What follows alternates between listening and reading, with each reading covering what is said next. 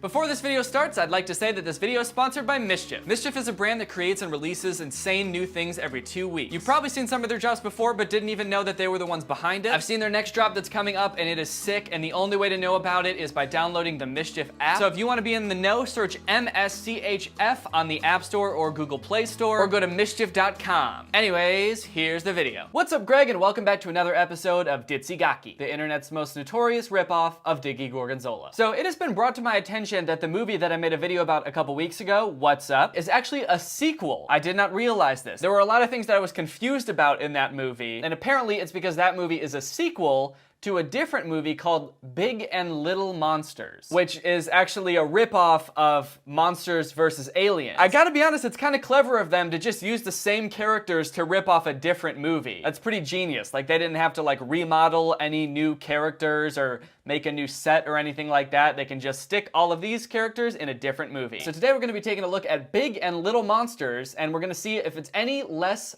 bad than What's Up. And we're also going to see if it's any less racist. Also, I'm curious to see if any of the questions that I had about What's Up are answered in this movie, because this movie is supposed to set up What's Up. All right, let's dive in. I'm about to dive in. So the movie starts with Dr. Crumb being woken up. He's got a very technologically advanced room, but what else would you expect from Dr. Crumb? He's got all these little gadgets designed to wake him up and give him a good morning. He's got this little floating robot that comes to give him the news. Express breakfast, country breakfast, breakfast with nuts, Sunday breakfast, breakfast delight. Huh. Interesting. What a weird-ass menu. This thing is not intuitive at all. Yeah, that's right. We're getting real nitpicky right off the bat. This menu, it doesn't make any sense. Like, why not just write the names of all the breakfast items? Why do they have to have pictures of the sun that are supposed to somehow tell you what you're getting for breakfast? I mean, these icons barely even tell you what each breakfast is. Like the first one, this is supposed to be express breakfast, but it's just a picture of the sun, and I guess he's like going fast. He's just a fast sun. So I guess maybe you could infer that that's supposed to mean express breakfast, but that still doesn't tell you what express breakfast is. Like, what is in the meal? It's just a fast sun. Also, what the heck is breakfast delight? The last one. Breakfast delight. I think I can picture kind of what each one of these would be, except for breakfast delight, and the picture doesn't help at all because it's just a picture of a clown. It's just a regular meal like any other one of these meals, but like a clown serves it. Just a clown bringing you out a regular ass omelet. You selected Country Breakfast. Good morning, Dr. Crumb. Yesterday's electronic news headlines. Tomorrow, Dr. Crumb will launch the first intergalactic supersonic geometric antenna. Right off the bat, the movie's not any less racist, specifically towards Chinese people. What is with the writers of these movies and being really racist? In the last movie, they had the guy that they kept making fun of, and now in this one, the robot is making fun of Chinese people? For crying out loud, it must be a virus. I'm sure I unsubscribed from that darn Chinese news channel. Oh, your robot got a virus? The robot that you made and only you own got a virus? Who wrote the virus for your robot that no one else knows exists? I think you programmed it to do that just so you could be racist. It kind of seems like it. Country Breakfast will be ready in... Oh, here we go. Now we get to see what the country breakfast is. Look at all those pots and pans in the background that were used to make this breakfast. I bet it's gonna be a pretty exquisite breakfast. 9, 8, 7, 6, 5, 4, 3, 2, 1... Country Breakfast complete. It's an egg. It's one egg. The country breakfast is just one egg and coffee, but like in a cup the size of a shot glass. Just a little, tiny little thimble full of coffee. That's all Dr. Crumb needs to get himself going in the morning. Is this a thing? Is there such a thing as a country breakfast that's just one egg? One hard-boiled egg? Reminds me of life out on the farm. It was a simpler life, to be sure. Every morning I would get fed one hard-boiled egg by my floating racist robot, and I would drink coffee out of a cup the size of a water bottle cap. I miss those days. That was a simpler time. More salt. More salt. A little more salt, please. A little more salt. Apply. Junk. Yeah. Good morning, Amanda. Oh, this junky concentrated salt laser still isn't working right. It needs to be fixed right away. Who can eat breakfast like this? So one thing I noticed right at the beginning of this movie is that Dr. Crumb seems a little bit different. He seems a little more cranky and jaded, especially towards technology. Like right here, he gets pretty pissed about his salt laser not working. I don't know why he needs a laser to put salt on his egg. I feel like a salt shaker would be just as convenient, if not more, because you don't have to like change the batteries or invent it. So over breakfast, Amanda, Dr. Crumb, and Gunto are all talking about their big day today because this like intergalactic antenna that Dr. Crumb and Dr. Zooks have been working on for a really long time is about to be operational. This antenna is apparently supposed to help them contact extraterrestrials, get messages from aliens, all that good shit. So they're all really, really excited. Oh boy, the antenna! We're officially late! We've got to get out of here! Guto, what on earth are you doing? Guto, give me that! I have no idea what you're doing, but this isn't one of your silly toys, you hear me? So in addition to being pretty cranky in this movie, Dr. Crumb also hates Gunto. I don't know what happened between this movie and the next one that made him like Gunto, but in this movie, he fucking hates his own nephew. It's really weird, which was pretty shocking and devastating to me, because I happen to be a pretty big Gunto stan. In a few moments, we'll be able to communicate with any intelligent being in the vastness of outer space! Dr. Crumb, please, Dr. Zooks, just one more question. What about our security? We're still pretty traumatized by the images of that film showing how you fought off those terrible aliens during the infamous invasion of 54. One thing that they keep bringing up at the beginning that's going to be important later is this alien invasion of 1954. So apparently there was this alien invasion back in the 50s that Dr. Crumb and Dr. Zoops helped stop. They got rid of all the aliens, fought them all, sent them back to space. Not really clear what they did, but that's the reason that they're such famous scientists now is because of that alien invasion back in the 50s. Remember that for later. Just tuck it back into the depths of your mind. You're gonna need it. You're gonna need to know about it later. If you will allow me, I'd like to ask a very special young lady to help me turn on the antenna. My niece, Amanda. Can I go with you, please? No, you stay here. You're too immature to handle a machine like this. Do you see this? Even Amanda's getting in on the Gunto hating action. Put some respect on Gunto's name, man. Disrespectful.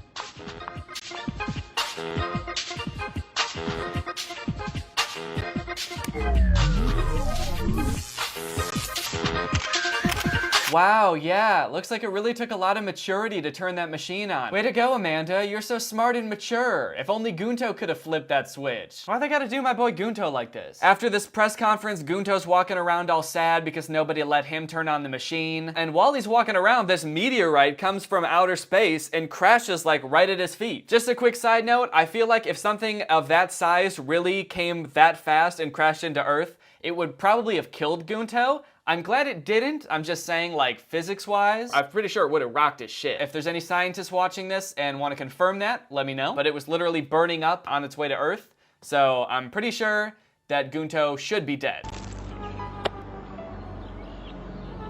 Wow, this is so beautiful! Oh yeah, shit. Look at that green ball. So beautiful. Green ball. Flat green ball that is somehow not affected by light. There's no shading on this ball. It's so beautiful. Uncle, there's something I've been meaning to ask you. Is it possible for the antenna to receive alien messages through a baseball?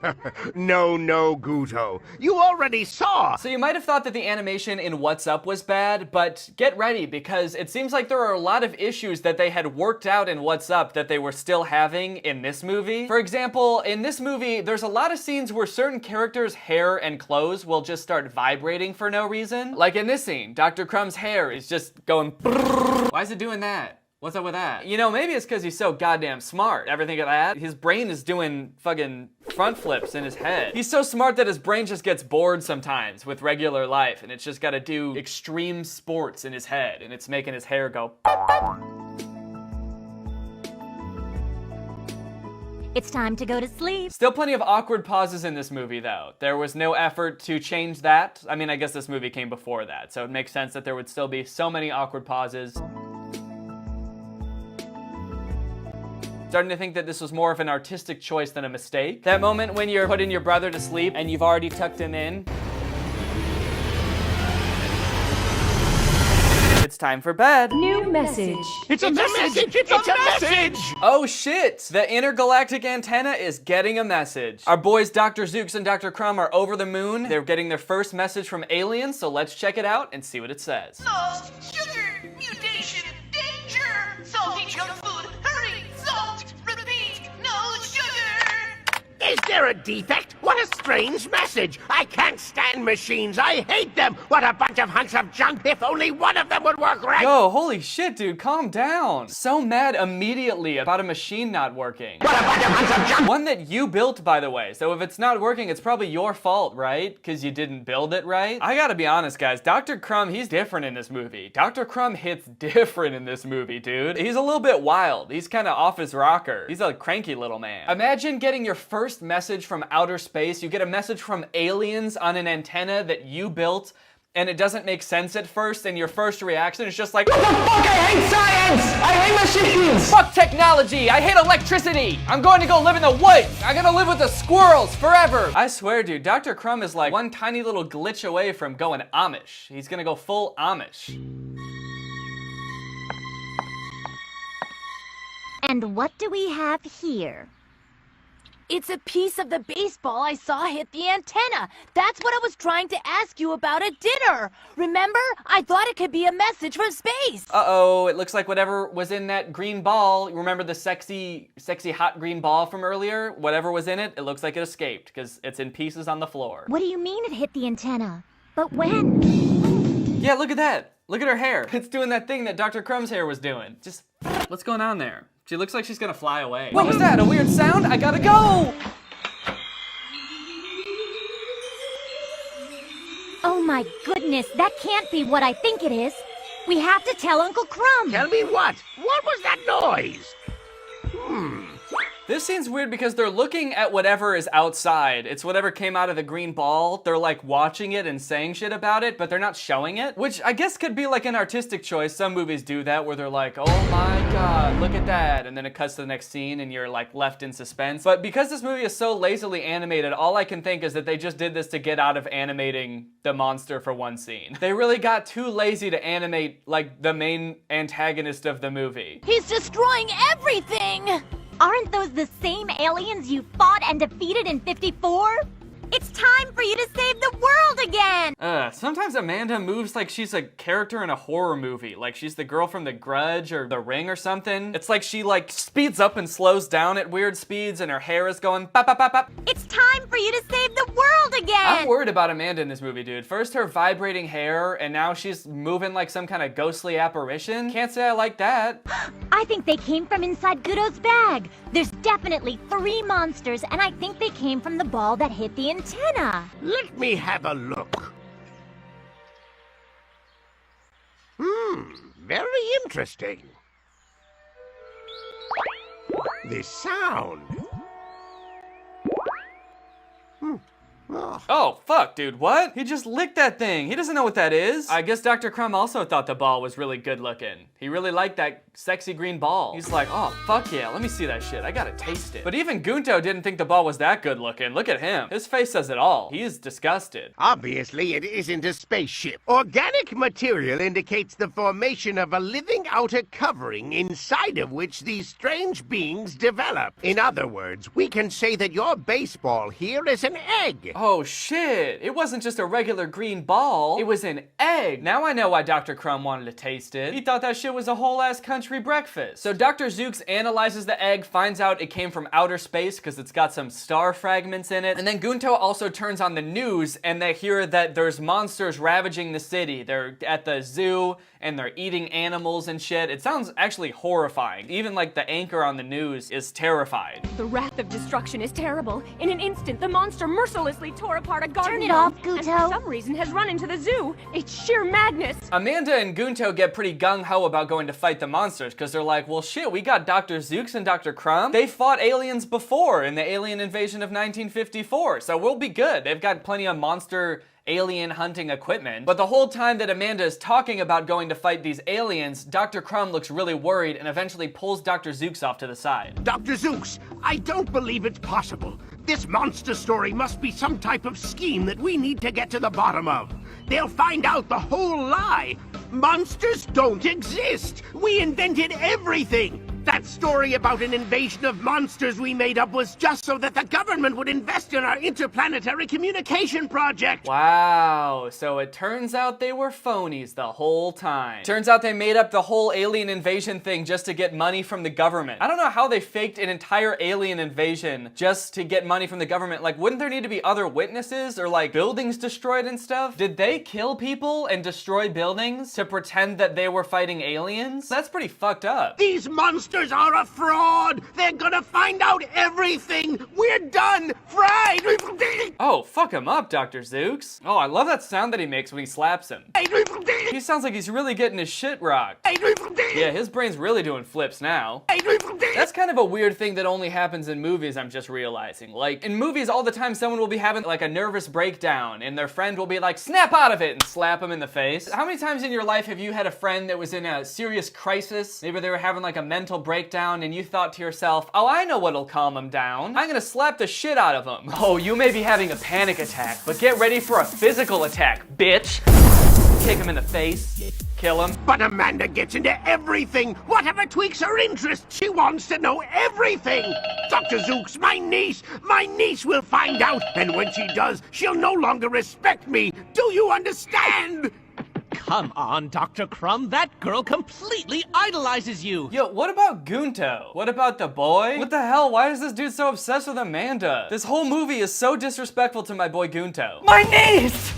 What am I gonna do when my niece finds out? Ugh. Chill out, you weirdo. It's not important what you did, but who you are. A dedicated scientist, an attentive uncle, and a man with character she can be proud of. Look at everything you do. Everything you think. You're a famous scientist. Yeah, I wouldn't be that confident that she's still gonna like you. Like, sure, you're still a famous scientist. Like, we've all established that the reason for that is a big hoax. So you shouldn't even be a famous scientist. And judging by how baffled you are at technology, it still seems like even after all this time, you still suck at science. Anyway, so they have that conversation, and then Dr. Crumb goes back outside to talk to Amanda and Gunto and finds that they've left. They went to go fight the aliens on their own and are just gonna let Dr. Crumb and Dr. Zooks catch up with them. Dear Uncle, we went ahead of you with the photoplasmolithium guns. I'm sure the plan you're putting together will work perfectly. Saving us all and the whole world will be grateful again. Amanda, you're in danger. My dear niece, in danger, and it's all my fault. What are we going to do? What about Gunto? Hey, remember the little boy? The little boy that you're to care for? You know, you got Amanda, and then your much more younger and defenseless little nephew, Gunto. Yeah, he's there too. He's gone off to fight monsters with fake guns. Do you think that that's maybe a problem too? Or are you just concerned about the niece? So Gunto and Amanda show up to the park. They find this guy selling popcorn, so Gunto starts to buy some popcorn. But then one of the aliens pops out of nowhere, and they all freak out. Dr. Zooks and Dr. Crumb pull up just in the nick of time, and they hop in the car and they make a getaway. Good for nothing, kids. These days they walk all over you. Even an old popcorn vendor. There's no respect for the corn. When's it all gonna stop? Why do I suddenly feel like this movie was written by a retired popcorn salesman? So they're riding along. They have a little heart-to-heart because Dr. Crumb eventually tells Amanda that the whole alien invasion was a hoax before, so they're really not as safe as they thought. Then a monster comes out of nowhere, tries to eat them again, and they end up hiding in a movie theater.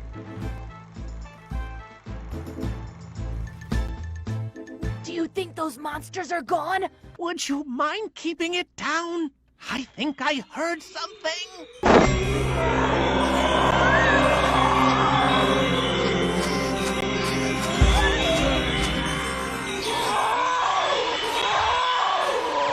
How did that work? I guess the salt shrank the monster, but like, how did the salt come out of the salt shaker like that? Like, Gunto shook it up and popped it open and the salt just came shooting out. Hey, animators, you know that salt isn't soda, right? You know that that's not how salt works? You can't just shake up a thing of salt and let it spray like that. That's not how it works. Also, low-key kind of disturbed about how pained the monster sounded as it was being salted.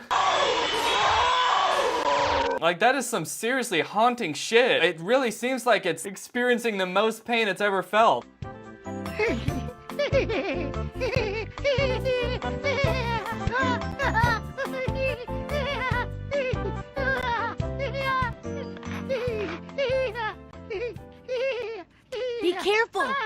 that little guy any more popcorn, he'll disappear. You're absolutely right. I thought once they started talking, the monster would stop making that noise, or they would, you know, like reduce the volume of that monster so it wouldn't be so distracting. But nah, the sound design people were just like, fuck it.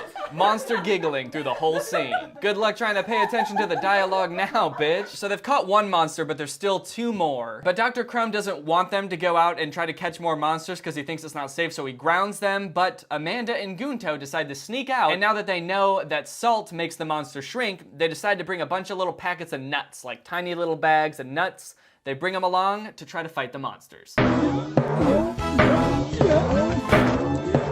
Guto, hit him with the salt, quick! Take this, you oversweetened monster! Swallow these salty peanuts! Yo, what? That's so many nuts. How did all those nuts come out of that tiny little bag? They just rip open a tiny little, like, airplane-sized bag of cashews, and it's just endless cashews. Now that's what I call Breakfast with nuts. Hit him with the salt, brother!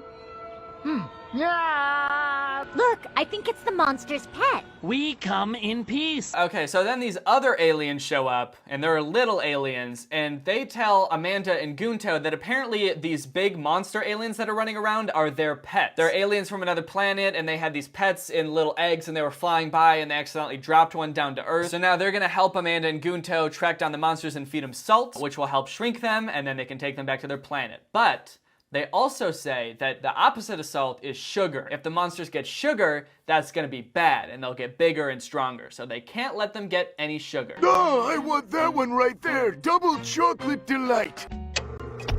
Okay, this part is really awkward, and I feel like when I just show little clips from the movie, you don't really get a sense for how awkwardly it's animated, because I'm trying to cut it down for time and make this video interesting. But I'm gonna let this part play out in its entirety so that you can really get a sense for how unnecessarily long some sequences in this movie are.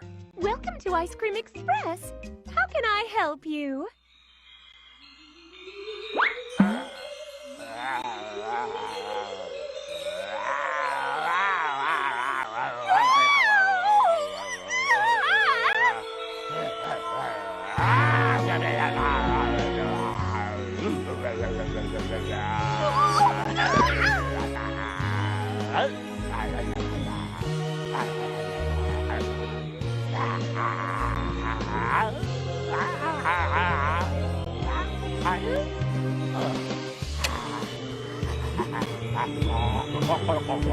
Oh no, he got the ice cream. He got sweets. That's bad. Also, did they run out of time to model background characters? Because this person in the background is clearly Gunto, but just in the shadows so you can't see him. That's very clearly the silhouette of Gunto. But they really thought we wouldn't notice, huh? Actually, honestly, maybe it is Gunto. Everyone's disrespecting him so much in this movie, I wouldn't be surprised if he was just like, you know what? I'm gonna fuck off and just go eat ice cream by myself. At this point, I can believe it. I think Gunto needs a break from his really mean family. Anyway, eventually they catch all the monsters, and just like in What's Up, they've caught all the monsters and the day is saved. You know, now that I think about it, like even the plot is the same. There's 3 monsters that get loose and they have to go find them. So what did they change? What is different about these movies? Thank you for all your help. Yes, we thought for sure we'd lost them forever. We sent an SOS emergency message to advise you not to feed them anything sweet. So that was your message, not a defect? Then the antenna works. It really works. Did you hear that? Oh, so the message they got at the beginning was right. Wow, what a poorly worded message. How are they supposed to make any sense of that? It seemed like a really critical thing that they understood very clearly what was going on. But instead they were just like, Lost sugar! Junk food! Danger! Sugar danger! really helpful, aliens. Good job. Anyway, that's the end of the movie. In conclusion, did we learn anything new about the universe of What's Up and Big Little Monsters? Actually, yeah, I think I did. Well, no, I guess I didn't. I didn't learn anything that I wanted to know the answer to, but I did learn things that I didn't think needed a different answer. Like in What's Up, I just assumed that Dr. Crumb and Dr. Zooks were good scientists, and that's why they had all of the cool stuff and the great technology. But from this movie, it kind of seems like everything that they have, they either fake or got it from aliens as a gift. So that's a thing that I didn't think was gonna change in this movie, but did. Well, that's the movie. I should mention that I have some new merch available on my merch store. There's a nice yellow Greg hoodie, and then there's like a light blue and a coral Greg t-shirt. Some nice summer options for you. All right, well, with all that out of the way, guys, now it's time to talk about our sponsor, Mischief. Mischief is a really cool brand. I've been seeing their drops for a while now, and honestly, they do some really impressive stuff. They release something crazy every 2 weeks, and they'll range from like viral digital experiences to weird luxury items. The most recent one that you might have heard about is their collaboration with Mr. Beast. It was called Finger on the App. It was basically a competition amongst millions of people. Anyone could download the app, and it was a competition to see who could keep their finger on an app for the longest. There were over 1 million players. It got to #1 on the App Store, and it lasted for over 72 hours. And the grand prize was a whopping $25,000. Another funny one is Scream Club, which is a website where you can go to just scream. So if you've ever wanted to go to a website and just scream or hear other people scream, then this might be for you. You might have heard of this one because there was a pretty viral TikTok about it. Over 1 million people have gone in and screamed, and this was actually one of their secret drops. So this would be one where you would have to have the Mischief app in order to be able to get in and scream your little head off. They also have a magazine called Mischief Mag. Each issue has some really interesting stuff in there. For example, they taught you how to use Spotify to make free money, basically. And another covered how to break traffic laws, but legally. Also, I may or may not be allowed to disclose this, but Mischief Mag Volume 2 comes out in August. And it's even crazier than the first one, and the only way to get it is by downloading the app. So go ahead and download the app. Search Mischief on the Google Play Store or the App Store. People with the app get first access to all of the drops, and they also get access to secret drops that you can only get with the app. Or go to mischief.com. Again, Mischief is spelled M-S-C-H-F. Thanks to Mischief for sponsoring this video, and thank you to you guys for checking out Mischief. Again, it's a really cool company. I highly recommend checking it out. They do a lot of cool stuff. All right, now back to the rest of the video. All right, well, that's it for this video. Thank you guys for watching. I hope you enjoyed it. If you're new here and you're not subscribed yet, make sure you subscribe and turn on my notifications to join Greg. Greg's what I call my subscribers, but more importantly, guys, we're a family. We're all blood related. We all came out of the same mommy, and we're one big happy family, and we're the strongest army on the internet, and please don't look that up. All right, I'll see you guys next time. Bye. This video is over now. Go find something else to watch, or just watch this video. I know we had a lot of fun, but you can't stay on this end screen forever. This video is over now. So why are you still watching this?